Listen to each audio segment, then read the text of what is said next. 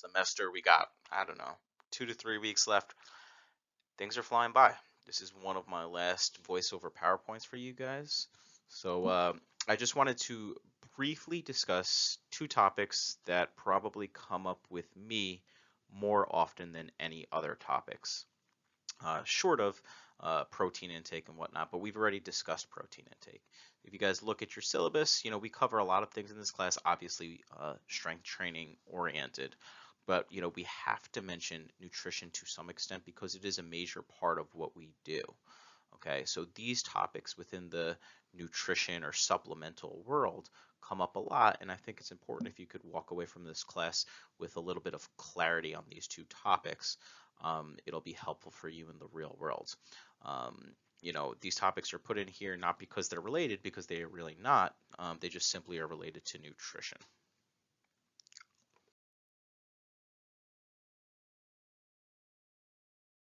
All right, so creatine. What is creatine? Being a track and field coach and being a gym owner, it comes up all the time, and oftentimes kids ask me, well, coach, should I be taking creatine? Well, what is creatine? Simply put, for our understanding, it's an energy source, right? This energy is located primarily within the muscle, and it should just say muscle because about 95% of creatine is located within the muscle. The remaining 5% is liver, brain, and a few other places, but it's located primarily within your muscles, your hamstrings, your biceps, your pectorals, okay? And why are they located within the muscles? Well, because we need it for energy. So it's used primarily to immediately replenish ATP. You guys don't have to know what ATP means for this class, right? Adenosine triphosphate. We just simply need to know that ATP is energy, right? It's what we use for contractions to run, sprint, jump. Okay, and we need creatine to help replenish that energy at a really fast rate. So creatine, right, and the phosphagen system is used primarily for explosive exercises lasting 10 seconds or less. Okay, so what are these exercises? Really anything that we're going all out, which again we would finish in 10 seconds or less. So sprinting. Right, so what type of sprinting? I don't know, a 55-meter dash, a 60-meter dash, maybe a 100-meter dash, right? Lifting heavy weights. And I use the term heavy very deliberately, and obviously that's relative. Okay, so heavy would be something as a percentage of your 1 RM, a percentage of your 1 repetition maximum. So if you could lift 200 pounds on, let's say, the bench press, usually we're talking about something that's like, I don't know, maybe 80-85% of your max or more. If we start getting in that 50 to 60% of your max range, right? When you're doing 50% of your max, you could probably do that for 30 repetitions, right? So if you do that for 30 repetitions, all of a sudden this exercise starts taking like 60 seconds, maybe more, okay? So that's why we're talking relatively heavy weights, 80 to 85% of your max or more. Right? Jumping is obviously very explosive. Throwing, obviously very explosive. So creatine would be come into play here as well. So, next slide. So this is a picture of creatine drop-off levels. Taken from another textbook. Went through too fast. I can't go back on this. But if you guys go back and pause it, you guys can see what creatine drop-off levels look like. So what happens is it's just simply a picture showing that what ATP levels would look like, right? They stay normally pretty flat. Why does ATP stay pretty flat? Because creatine is replenishing that ATP. So it shows you in 2 seconds how it drops off, at 4 seconds, at 6 seconds, at 8 seconds of an all-out exercise like sprinting. Creatine will have dropped off significantly. And then once you get beyond that 8 to 10 seconds, once creatine levels or creatine stores are completely depleted, your ATP will start to drop off if you can't replenish it through other forms of metabolism like glycolysis, right? So creatine is super important to maintain our energy levels during those high intensity exercises. So now we have an understanding of why we need creatine and what it's used for. Okay, so So creatine is found naturally in our everyday diets, primarily in red meat, right? The average person is going to need somewhere between 1 to 3 grams to replenish their creatine stores. Larger people might need more, and that intuitively makes sense. So a 120-pound female should not have the same creatine demands as a 250-pound male. Okay. Now, there's other things that come into play, like sports. Does the 120-pound female just recreationally partake in, I don't know, jogging at the treadmill? Does the 250-pound male partake in lifting heavy weights in addition to playing, we'll say, football, right? So the demands for creatine are going to also be dependent upon the person and their weight, right? So if we decide based on our sporting activities, if we're in the gym lifting weights, which is what this class is about, should we be taking creatine? And the answer is probably yes, depending on what you're looking for. If you are looking to develop any type of muscle tone and you're going to lift at least 3 days per week, at a relatively high intensity, you probably should be taking creatine because this will simply allow you to do more work. By taking creatine, you could do more repetitions. By doing more repetitions, you can put your body under more tension, your muscles under more tension. And if you could do that, that's going to increase your ability to build muscle. So if that's one of your goals, the answer is yes. If you're trying to be an athlete and perform at the highest of levels, the answer should be yes. Who should it not be for? I don't know, your weekend warriors who are just going to the gym once or twice a week and maybe sort of lifting for 10-15 minutes, but mostly using cardiovascular equipment. They probably don't need it as much. Okay. Now, if we've decided that we do want to take creatine, right? Well, what do we do? How do we take it? A lot of sources will recommend a loading period. In my opinion, you do not need a loading period, and there's a reason for this. There's literature for this, right? You do not need a loading period because as long as you're taking 5 grams, I typically recommend 5 grams for most people. Again, depends on size. If you take it every single day, or after about 20 to 25 days, you will have quote unquote topped your creatine stores off. 5 grams a day is more than enough to achieve maximum creatine levels for most people. Okay. So what does that mean? After about a month of taking creatine, you will be quote unquote topped off. Why do you need to load? The only time you would need to go through a loading period is what I always tell my athletes. If let's say they ran out of creatine and they didn't have any for like 2 to 3 weeks. And let's say they have a competition that they want to be ready for. Maybe a loading period would be okay. So they do this recommendation here, which is it should say more than 5. I think it should say 10 grams per day. That's a typo. Now I got to double check. But a loading period is a higher level of creatine for a certain time period.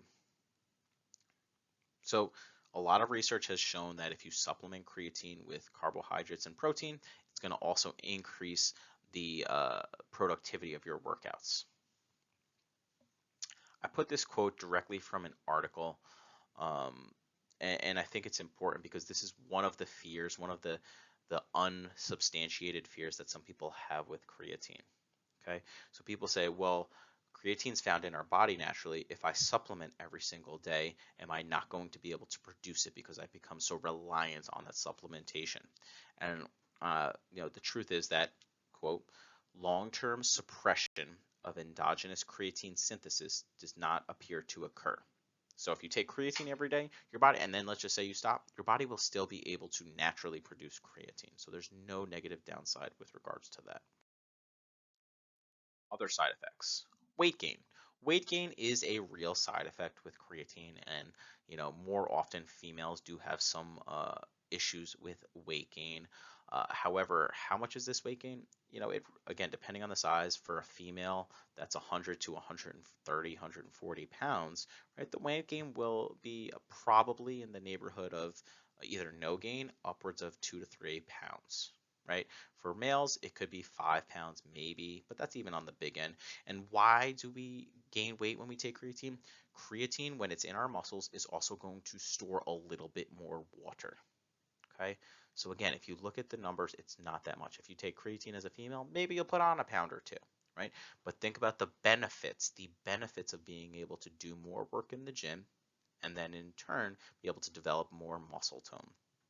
What you can always do is you can go off of creatine, and that extra water that your body was holding, right, will be depleted. A lot of people do this during like a weight cut for wrestling meets, for powerlifting or weightlifting meets. They can go off of creatine to help lose extra weight.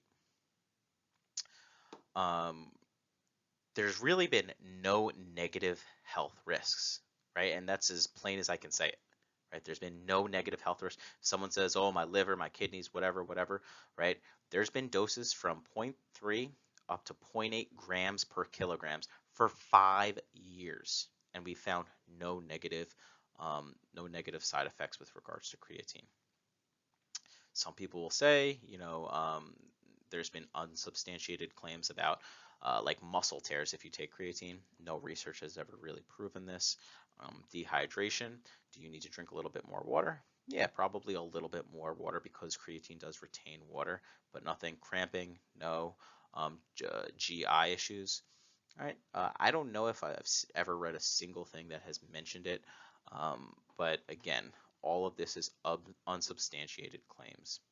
Um, Renal dysfunction, again, right? There's been no research out there which has shown this, and you guys can confidently now go into the world saying, in reality, other than a little bit of weight gain, right? There's no real negative side effects to taking creatine. Okay, so it's something that you may want to look into, right? Talk to your doctor. Always throw that out there. So, last slide is about a ketogenic diet. Okay, a ketogenic diet. Well, what is it, right? And people ask me about keto all the time, and it's most commonly used as a method to lose weight. What ketogenic diet is consumption of very low carbohydrates, right? Super low, right? What is super low? Right? You eat such a low amount that your liver will start to produce what we call ketone bodies. Right? And why does it produce ketone bodies? Well, we need carbohydrates for energy to function. Carbohydrates are also a form of energy for everyday living or low intensity exercise. If we don't have any carbohydrates, what are we going to use to replenish our ATP? ATP, ketone bodies can be used for this. All right. So like I said, the ketone bodies serve as a fuel in place of carbohydrates. So the actual recommendation, right, to achieve a ketogenic state is something less than 50 grams of carbohydrates.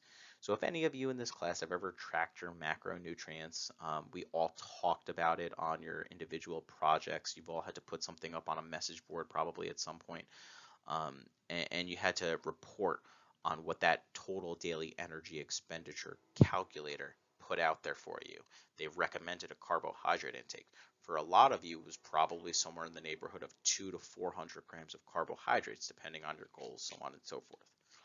So to get into a state of ketogenesis, you have to eat or consume less than 50 grams, right? And really, we're talking like 20 or 30 grams. 20 or 30 grams of carbohydrates is incredibly low, incredibly low. Um, and a lot of people don't really understand how low that is, because oftentimes I'll talk to people, we'll read their nutrition log, and they'll think they're in a state of ketogenesis, and I'll say, oh, well, that's probably got about 10 or 15 grams. That's probably got about 10 grams. A perfect example is avocado. Avocado's got a decent amount of carbohydrates. It's known for its healthy fats, but it's got a decent amount of carbohydrates. If you eat a lot of avocado, it's probably the avocado alone going to get you out of that ketogenic state. So like I said, super low carbs. How do you know how low?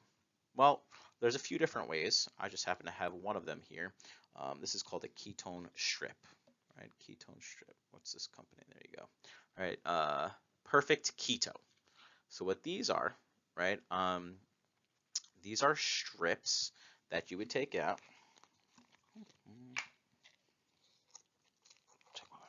Looks something like this. Simple enough. And what you would do is you urinate on this. Yes, it sounds weird, but you urinate on this stick. And if your urine contains some of those excess ketone bodies, right, this stick will be able to detect it by turning a certain color, right? So the more um, purple, I guess it is, or maroon, right, your urine or the stick turns, right, the deeper a state, the deeper the ketogenic state. Okay.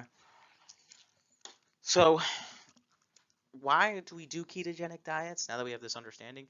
For most people, they do it to lose weight or to lose body fat, whatever you want to call it. Now, is this a good way to lose weight? Yeah, you'll probably lose a lot of weight on a ketogenic diet, right? And why do I say that? Simply because it's hard to consume. If you're having, let's say, 20 grams of carbs, right? It's hard to consume 2,500 calories of protein and fat in place of those carbs. By taking in these lower grams of carbs and these lower calories of carbs, right? You're just cutting your calories. That's all it really is. Do you need to do it so restrictive? Well, it's kind of the problem. So one of the issues with having such a low carbohydrate intake is it might actually limit how much muscle you can build. So if you're in this ketogenic diet with super low carbs, right? Well, right, you are tired and more fatigued when you get into the gym. This may inhibit your ability to perform in the gym. So if you can do less sets, or if you're forced to do less sets and less reps because you're fatigued, right? You're not going to develop as much muscle tone. You will not have as much muscle protein synthesis taking place. More importantly and more interesting is that if your energy intake is very low because of low carbs, there's a certain pathway within your body called the AMP pathway, right, that triggers the breakdown of muscle for energy. Right? Again, we're fatigued, we lack energy. So what do? Right? One of the things, in addition to using fat and a few other places, is go to our muscle and we catabolize. We break down our muscle, right, to satisfy every other demand in our body that we need for energy. Okay. So would you want that? Probably not. So I would say for most populations, it's rare, very rare that I ever recommend a ketogenic diet simply because I don't want to lose muscle, and no one should really want to lose muscle. You spend all this time in the gym trying to build it up. Why would you want to lose it, right? So, so the question would be, well, what do? You can manipulate carbohydrate intake to a relatively low level. I don't know, 150 to 200 grams. That's pretty low without being in this ketogenic state, without really signifying these pathways to break down muscle, and still be running a caloric deficit, which has you lose weight. Okay. So that's kind of just my general overview of creatine intake and ketogenic diets. If you guys have any questions about these things, let me know. Shoot me an email.